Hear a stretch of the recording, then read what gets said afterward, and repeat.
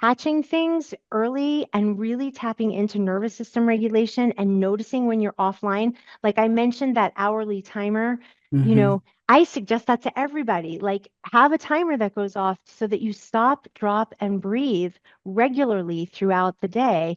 Because Yeah.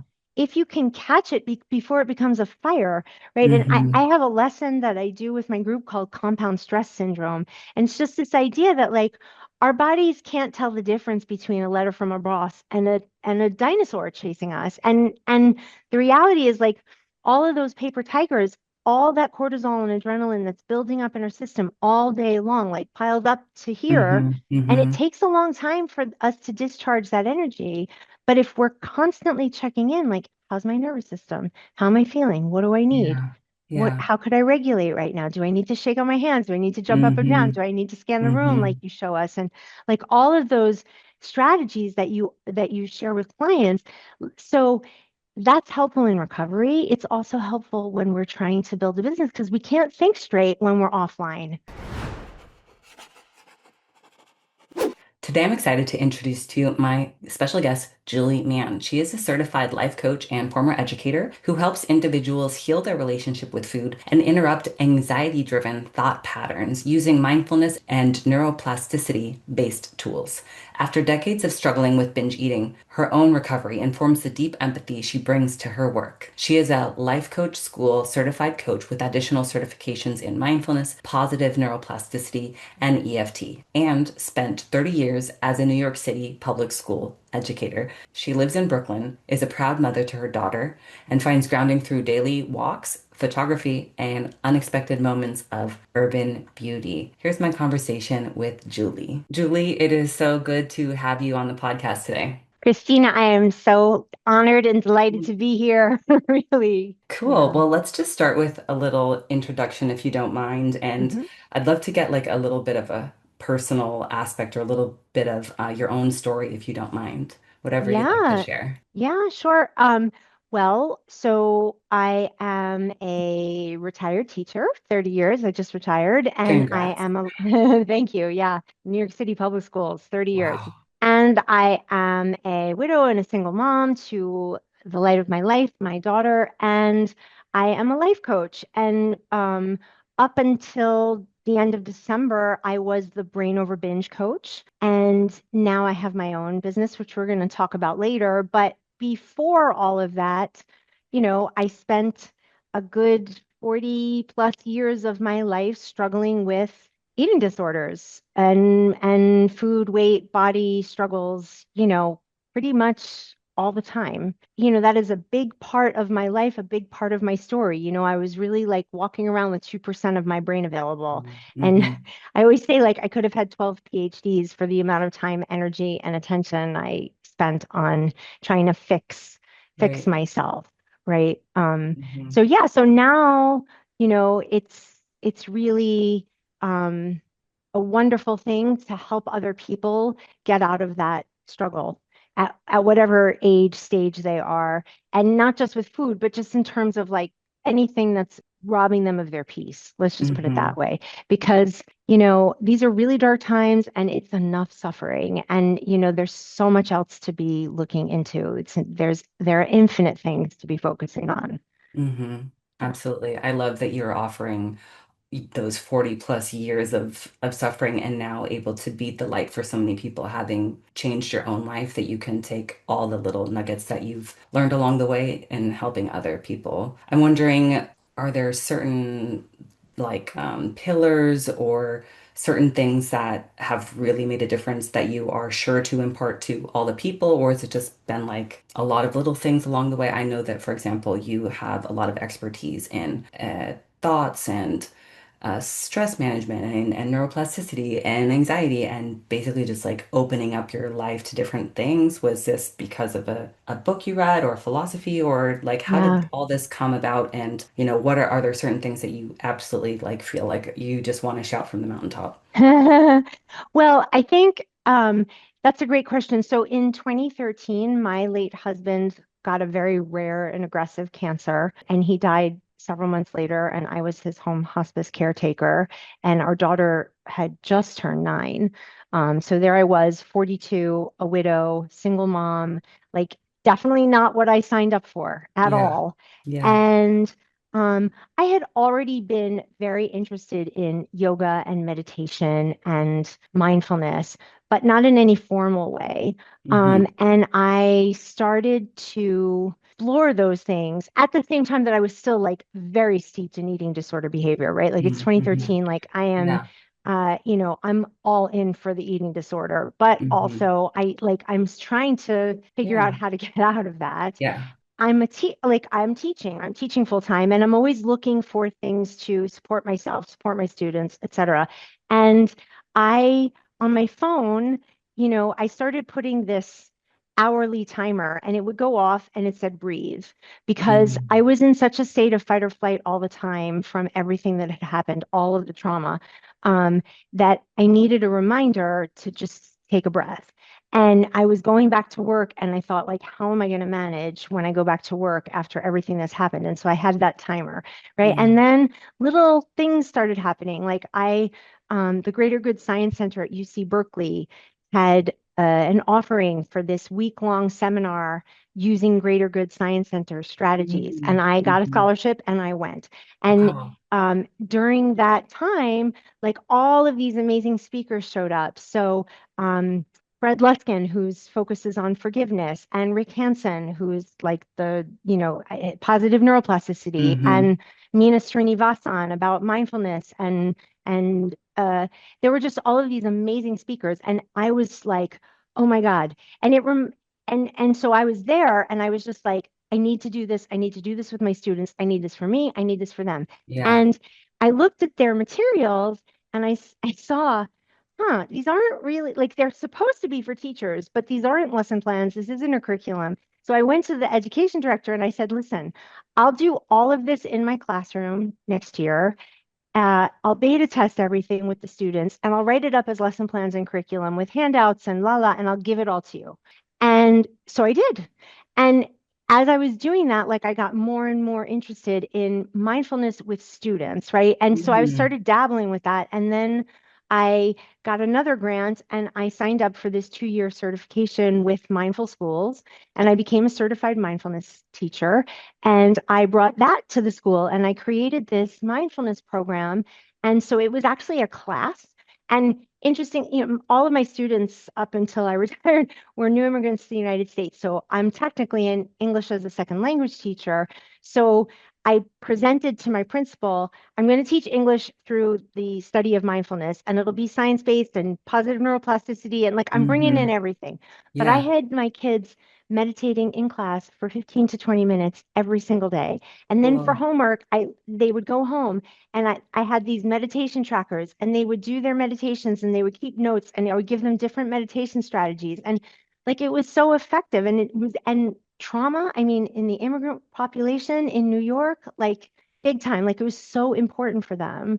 Um, yeah, and so like all of these things, and then I got certified to teach yoga in schools, and like all of these things started to like gel Yeah. together.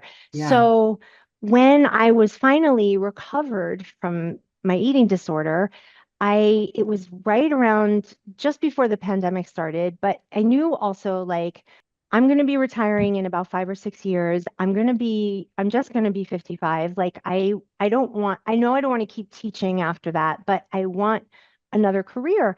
And I was really interested in life coaches. I had my own life coaches. And so I was like, I'm going to become a life coach and I'm going to help people with binge eating disorder. And I reached out to Catherine and I was like, you don't have a coaching program. I think you should have a coaching program. I can be the brain over binge coach. It was like this whole like kismet, right? And from that point, like I just took everything, like my skills in teaching and designing lessons and infusing mindfulness and neuroplasticity and Hmm. and and all of those things, they just work for this. So I don't know if there's one thing, because I, Yeah. I do think like the thing that grabs me in one month may not be the thing that grabs you. And then the next month, I may not be that interested in that. And I may be thinking about something else, you know. And it keeps evolving, as I learn Hmm. about new things like parts work and somatic Hmm. experiencing practices Yeah. and, like all Yeah. of these things, hypnosis, guided imagery, like all of these things. I just feel like you can never have too many resources because Right. everything shifts and changes. That was a I long love answer, but No, I love that. No, that's super cool. And I can see that thread of like mindfulness and yoga and all that stuff being woven throughout your journey. And I love how proactive that you are, that you went to that seminar and then you're like, I'm going to turn this into a curriculum, and you got a grant, and then you reach out to Catherine Hansen and you created the coaching there. And so that's wonderful how you went for it all. yeah, I mean, I think that's, it's like, as I know you, I mean, I know this is true for you as well. It's like when you're passionate about something, like you just want to share it with people, especially when, let's face it, I mean, it's like the hell that I wouldn't wish upon my worst enemy. Like nobody needs to go through that. And not for 1 minute longer. And anybody watching or listening to this, like, like you can stop now, right? Like really, right? Like you can decide to stop and explore new pathways because Yeah. it's just such a life thief. Yeah, It's such a life definitely. thief. You say it so well. You say it so well. So now you're in a place where you're building this new business, Yeah. this other phase of your life. And I would love to hear how that process is going. Um, yeah, I know that we kind of talked about sh sharing some, similarities in the path of recovery and entrepreneurialism, and I would love to hear your perspective on that. Yeah, yeah. Yeah, I mean, I I have this little toy dinosaur that I call Murray. Don't worry, Murray, to Hi, represent the Murray. lower brain. Yeah. And usually he speaks with my mother's accent. Don't worry, Murray, right? But but the thing is, like I've always because it's like we have these lower brains that are always scanning for danger, always Hmm. constantly scanning Hmm. for danger. And Hmm. usually it comes up when we're in a period of growth, right? Like when we're in this Hmm. period of productive discomfort. And, binging, purging, fixating on our bodies, like that is that destructive discomfort that just gets worse and worse and worse over time. But recovery, healing, nourishing your body properly, moving your body in a loving way instead of abusively, right? All of those things. Murray starts going crazy because it's unfamiliar. It feels really uncomfortable, right? But that's that productive discomfort of growth and change that we all need to step into for anything that we're doing in life, right? We never do anything perfectly in life. And when we're growing, it's very uncomfortable, very uncomfortable. And so I was just thinking about how healing from binge eating disorder, very uncomfortable, but it gets easier over time and it's so worth the work. Same thing with building a business. I mean, it is so uncomfortable. Like there are so many moments of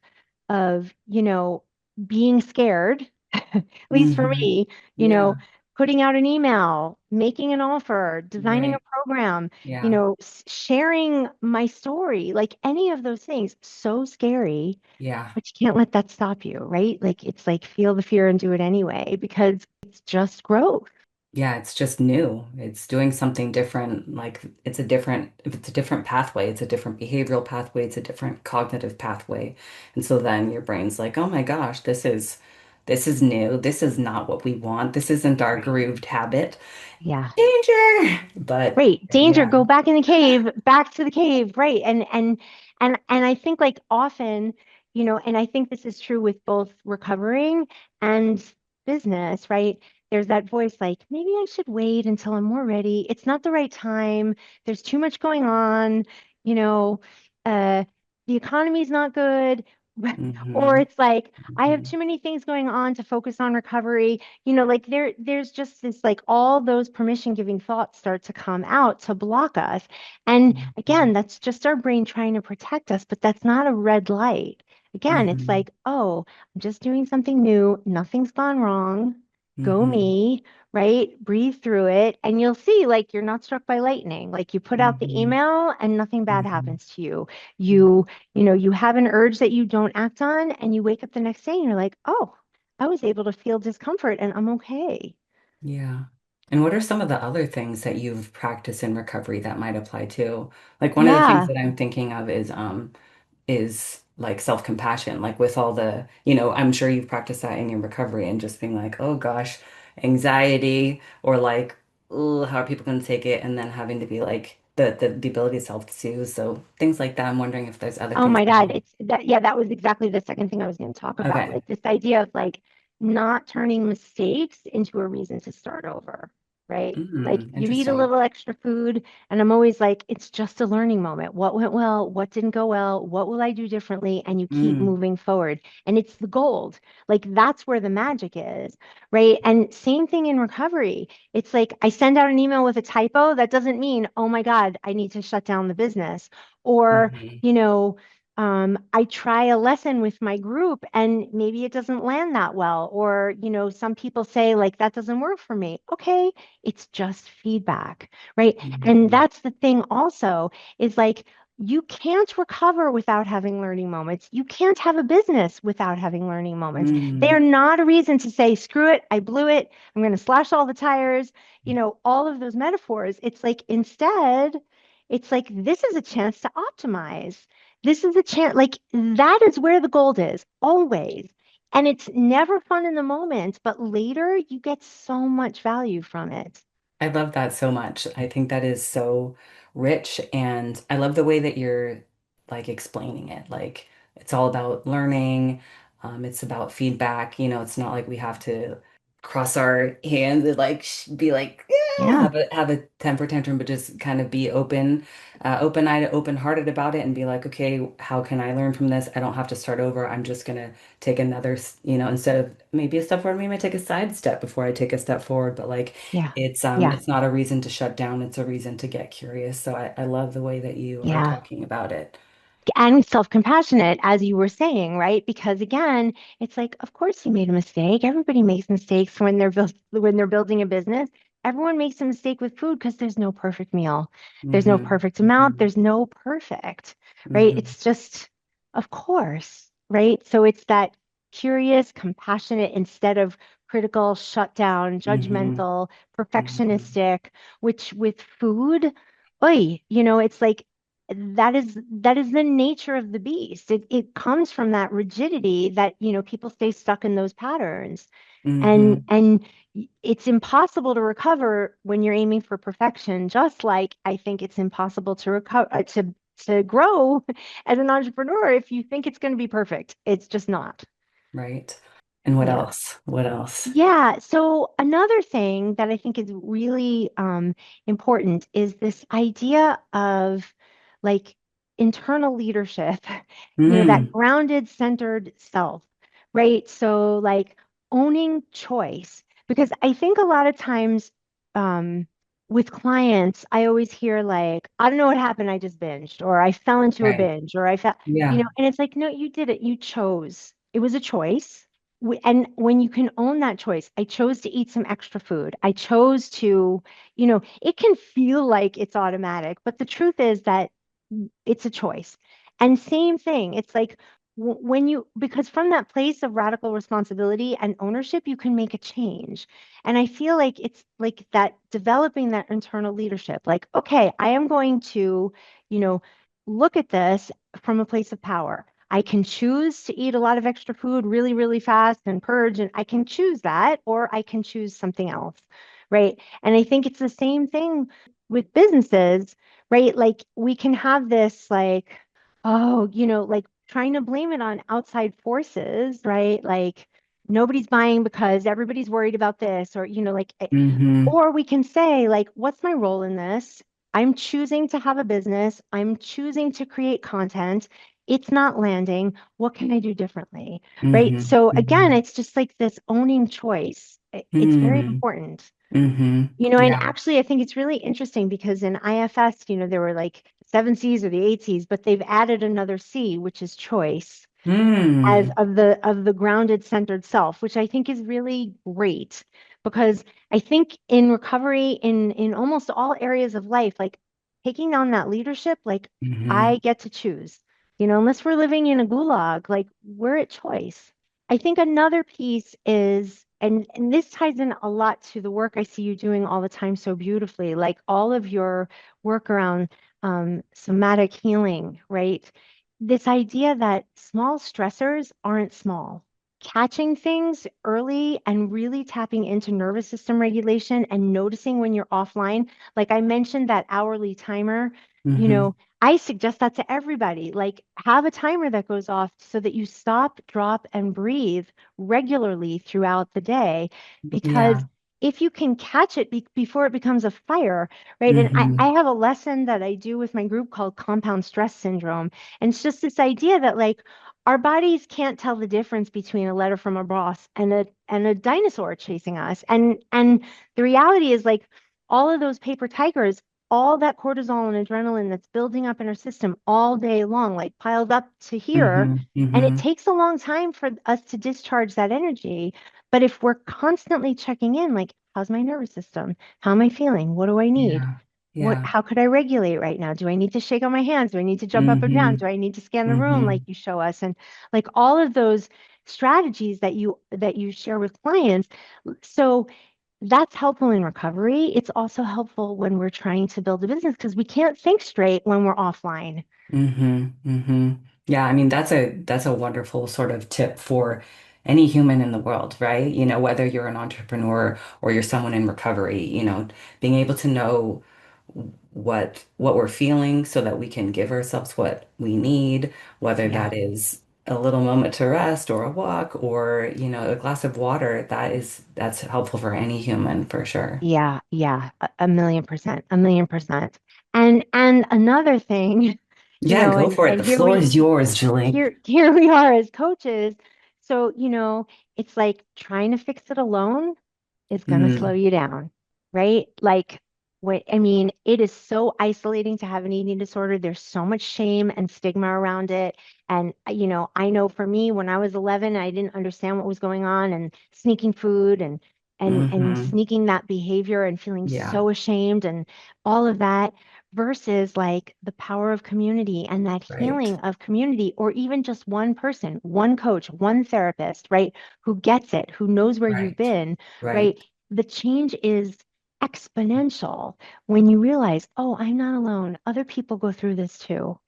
And so I see now, you know, um, as an entrepreneur, like I joined three coaching containers and hired like a one-on-one person because Yeah, it's really hard. And yeah. it's funny because like even when I was working for Catherine and doing Brain Over Binge, like I would always say it's the highest of highs and the lowest of lows all in the same hour.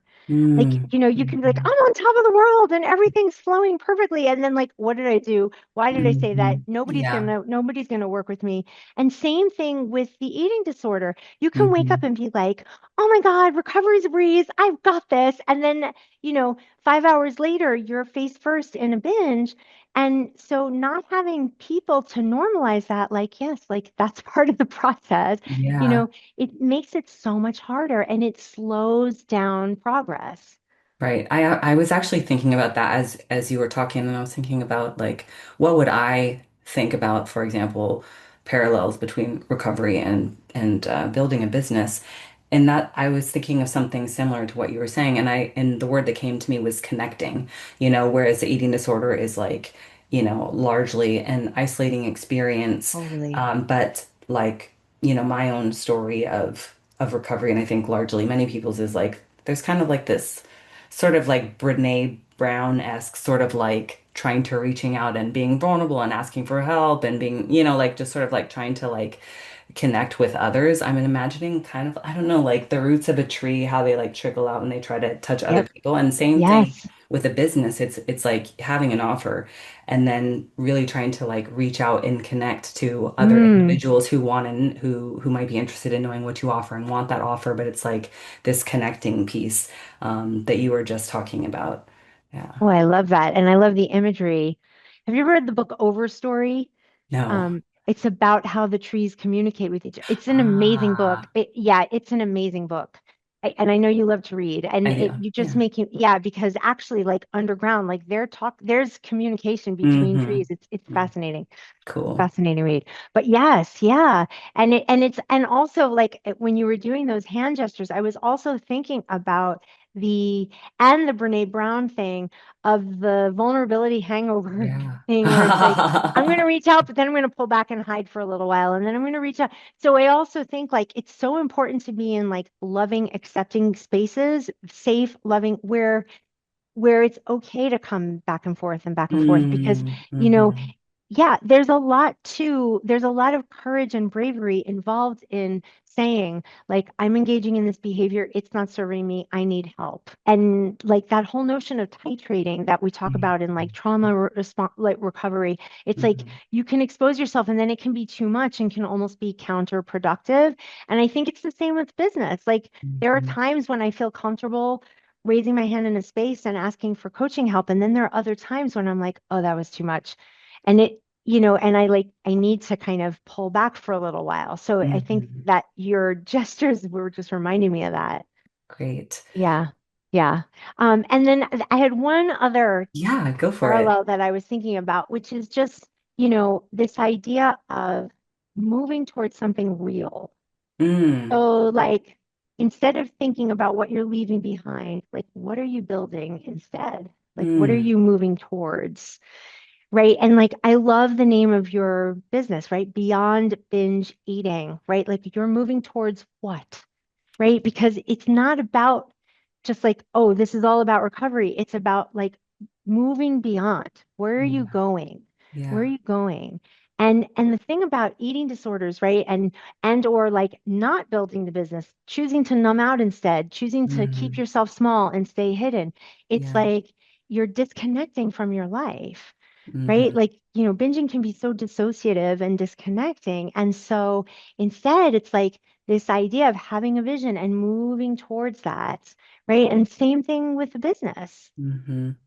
right? And we're never done, No. right? Like, I mean, that's why I love neuroplasticity so much because it's this idea that like our brains can constantly change until we die. How great is that, I right? love that. And I love your enthusiasm. So tell us about your business. Like, what's it called and what are sort of the issues that you focus on? Or is it anything like, tell us about that. Yeah, yeah. So, it's like it's Julie Mann Coaching, right, as a Okay. business, but I created this group program and it is called Rewire and Rise. And Mm, so the idea is that we're rewiring our brain and rising up above habits that no longer serve us. And mm, so the intention is that people come with whatever habit it is that they're trying to move away from and towards a new habit that they're trying to build, right? Each month there's a theme, and then within each theme, each week there's a new lesson mm. related to that theme. The teacher and me can't resist that, and everybody gets a workbook for the month and relate, with weekly thing with, there are like weekly prompts, journal reflections, quotes, poems, a tracker, and none of it Oh. is like you have to use that. And then I always like put in guided meditations that are related to the topics, all of those kinds of things. And in addition, there's a weekly live coaching call on Sundays. Hmm. And again, in those coaching calls, I'll do some mindfulness with the group, and we always celebrate wins because that's Oh. reinforcing what you want. But then I'll do a lesson, and then there's coaching. And the community is just lovely, super supportive. There's written coaching all week long, 24 hours a day, 7 days a week, because I know that our habits don't take weekends and holidays off. Like, they're Mm, happening all the time. So yeah. I make myself very available. I'm a very responsive coach. For your audience, I actually created this sample. It's one of the lessons for the group was about creating an I can do hard things identity. And Oh, since we were talking about like the productive discomfort of growing a business or yeah. recovering, right? So this idea of like building that I can do hard things identity through whatever it is that you're trying to change in Hmm. life. Hmm. Okay, well, Julia, I have to say everything you said is just like absolutely amazing. I love Hmm. the name Rewire and Rise because it's just like such an apt description of like the work that you're doing. It's so cool. I love that it's invoking, neuroplasticity. I love the intention of supporting people to change habits, whatever habits they are. And it sounds like you're doing like just providing so much support, like by having workbook, like a workbook and the journaling, tracking, meditations and live coaching. It just sounds like absolutely amazing. So that is super cool. And the that workbook, we will be sure to include that in the episode description. So thank you so Great. much. I think Yeah, that thank you. productive discomfort is a really interesting word, like phrase to call it, and Yeah, like really important, in the somatic yeah, world, we sometimes call it the window of tolerance, but it's yeah, basically like expanding our window of tolerance, productive discomfort. Also in psychology, we call it distress tolerance, but I yeah, love that exactly. you Yeah, call it exactly. productive discomfort because you're basically like tying into the name, like, hey, this is actually good for us. Like, It's an can opportunity. can we do it? Can we do it? Because it's good for us. So it's sort of like it gets it in our head. Like it's not just like some crap we have to deal with because it's crap. It's like, no, this is a specific sort of sensation or experience that we sign up for because it's going to help us in the long run. So I like how you call it productive discomfort. Yeah, I mean, and I'm always like, which path are you going to take, right? Like, there's the path of destructive discomfort with binging, purging, Hmm. in Hmm. social mediaing, whatever it is, which Hmm. gets Hmm. harder and harder, and you need more and more, and it gets worse Hmm. and worse over time, right? Yeah. Versus that productive discomfort, which, yeah, it's not comfortable in the moment. Distress tolerance, like all of the words that the phrases that are tied to it,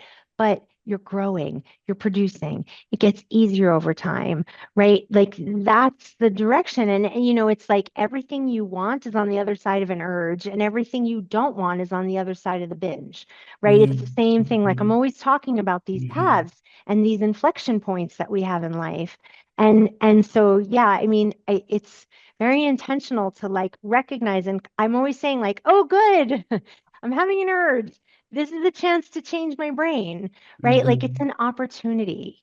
So yeah, and the other thing I want to say is like, um, that's another thing that I love about the group is that these kinds of issues, like as they come up in coaching, when people mention things, because I'm a teacher, right? Like they're coming in and there are, I don't know, 120 lessons that I had created when I was with Brain Over Binge that they can, so I reference them as like as prescriptions, like go watch this lesson on this.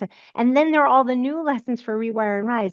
So it's this kind of thing where it's like Netflix, but it's good for your brain, right? And so there are all of these resources.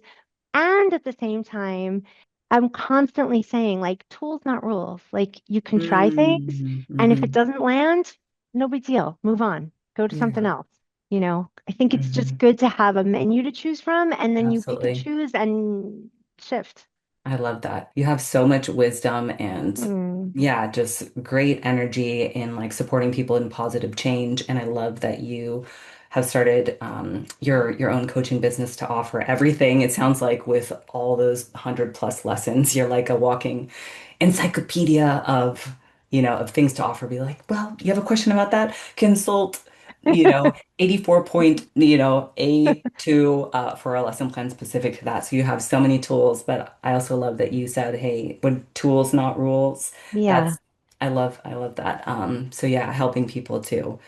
And using mindfulness, I know that that's, one big yeah. thing that you share in your Oh, groups is yeah, using mindfulness to just like, use a tool or just take a moment, take that space to pause yeah, and make a new choice using whatever sort of tools yeah. or intuition or whatever skills that they have to make a new choice, whether it's binge eating or and all the other ways that you're supporting people in your coaching.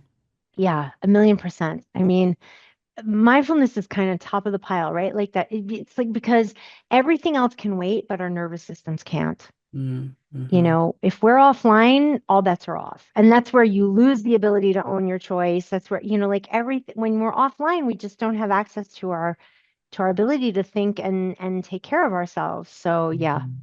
which is Awesome. why So the we're work you do is so important. Oh, thank you so much. I appreciate it. Yeah, it's Yeah, very, I feel like somatics and mindfulness is they work together, and for totally. me, my experience is like, very compelled by mindfulness, but felt like it was kind of inaccessible until adding the somatic tools. Adding that allowed me to be more mindful, so it's kind of like they Mm, work together. mm, Yeah. absolutely. Yeah, absolutely. Julie, Yeah. where can people find you? Yeah, I mean, Julie Mann Coaching. That's Okay. super Two easy. N's, two Yeah, two N's. N's. That's right. Okay, and I'll include Exactly. that in the episode description below. So anyone listening, go and check out her I Can Do Hard Things free module for everyone. And if you Yeah. want to get in her world, go to juliemancoaching.com. Thank you so much for being here with me, Julie. It's been such a Oh, thank you pleasure. for having me. It was my pleasure. All right, bye. Bye.